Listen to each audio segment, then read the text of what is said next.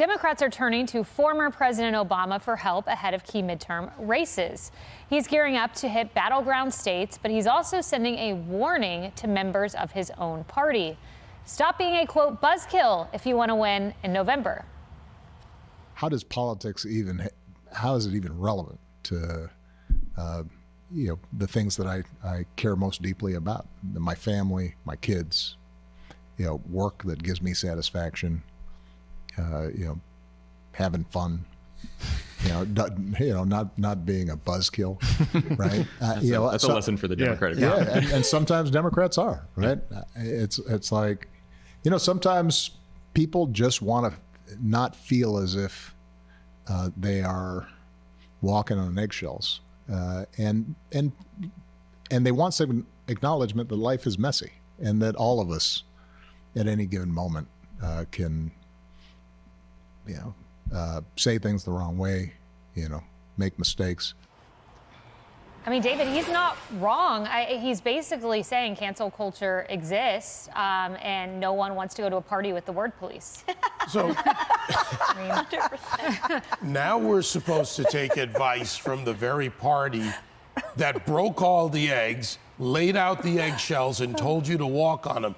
This is garbage. They're rolling out Obama because it appeals to the black and the minority vote, right? He's Mr. Cool. He's not as cool as he thinks because the woke are looking for their own thing. You've got the party that told us to defund the police, so your grandmother's getting beaten up while she walks down the street. Don't listen to that. They were not telling you the truth then. And also, look at what they're doing. They're rolling out the black farmers. They're rolling out all of this, Georgia. This is all a political game being played. And don't buy Obama's hype, because when those illegal aliens got to Martha's Vineyard, he didn't put the tent back up from his birthday party, which would have fit all 50 of them. They shipped him off the ferry right away. Exactly. He's a fraud. Exactly. And Tammy, I mean, while he gave a nod to cancel culture existing, he forgot about all the other, quote, culture wars his party dismisses, like education and crime and these issues that they just pretend don't exist. Yes, but this was classic Obama, right? Wanting to seem like a moderate, or he gets it about everybody, but at no point addresses why people are angry and are worried about their kids because of what's happening in schools, what's happening with the school boards and the books and the woke culture there and the pronouns and everything else. But he diminishes what's going on. We're not just afraid to go to the party with the word police. Our lives are being destroyed. You can lose your job. You can be shunned in the town square of America on social media. You can be chased down the street. You can have things thrown at you. You can be harmed physically. Salman Rushdie, you can get stabbed in the freaking throat if people aren't liking you. He diminishes what's happening, and everyone's laughing. It is not a laughing matter. But he manages then to not talk about the issues, which is about, why are they saying it's not being a buzzkill? It's about controlling the nature of Americans feeling safe to participate in society and to be opposition to the liberal narrative, to have a contrary opinion about COVID or about crime or about the justice system. Those conversations they want to have stopped. He doesn't say one thing about that. And until after the election, just like with Biden and the Saudis, you just be nice. Don't say the wrong thing until after the election. He doesn't say stop. He doesn't say change this policy. He just says zip it, and then you move on. He also had some advice that I wish President Biden would have heard before he gave that red hell speech in front of the blood red backdrop. Listen to what Obama said here. We spend enormous amounts of time and energy and resources pointing out the latest crazy thing he said, or how rude or mean some of these Republican candidates behaved. That's probably not something that in the minds of most voters overrides their basic interests. Can I pay the rent?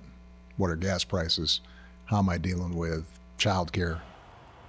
I mean, this is, David reminded me, the same guy who said Joe Biden has an ability to bleep things up. Don't underestimate his ability to F it up. Yes, and he seems to have not taken Obama's advice here. Yeah, but I'll say that I think it's obvious to us that he knows exactly what he's talking about. He sees it, you guys. He doesn't not see it, which I think we have that question about our actual president. The problem is he's handcuffed too. He can't really say too much because then he would be considered a turncoat on his own party. But that just proves to me the disconnect that he actually mentioned mentioned when he talked about speaking behind the podium versus speaking in the crowd, that they see exactly what the problem is. So what his party needs to do, instead of trotting him out in Georgia and Michigan and Wisconsin, they need to deploy his message. He is saying it loud and clear. If someone would just listen to him in his own party, which is that the Americans care about feeding our families and having our job security and enjoying each other's company and living with our civil liberties intact, although he probably doesn't go that far to acknowledge that. But he's pointing out exactly what the Democrat Party has done, which is constrict and totally skew the messaging in terms of priorities, right? Making it all about word police, making it all about the buzzkill, making it all about the woke mob, and not acknowledging the pain and suffering of Americans. So I see that as him dancing around it and slightly acknowledging it, but it's the rest of his party that needs to be taught that lesson. Although I don't know why I'm giving them pointers before the election. Julie, it is Keep doing what you're doing, Democrats. Never mind. We had it up. Maybe we could put it back up. It is interesting to see where Obama's going versus where Biden's going, because Obama's going to Georgia, Michigan, Wisconsin. Vulnerable states, big races, Julie. Yeah. And then look where Biden's going. Oregon, Colorado, California, the far left states.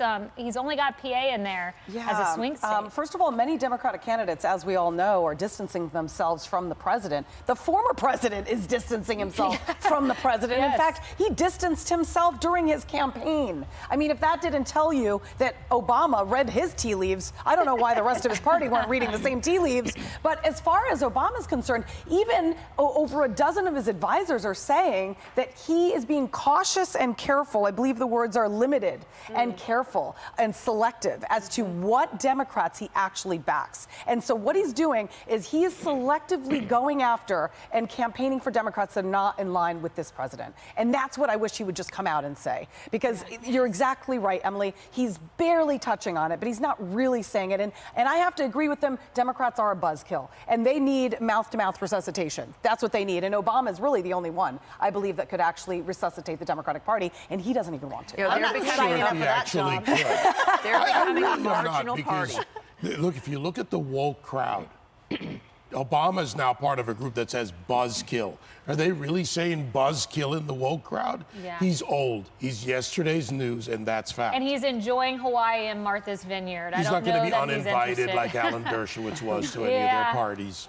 Hey everyone, I'm Emily Campagno. Catch me and my co-hosts Harris Faulkner and Kaylee McEnany on Outnumbered every weekday at 12 p.m. Eastern, or set your DVR.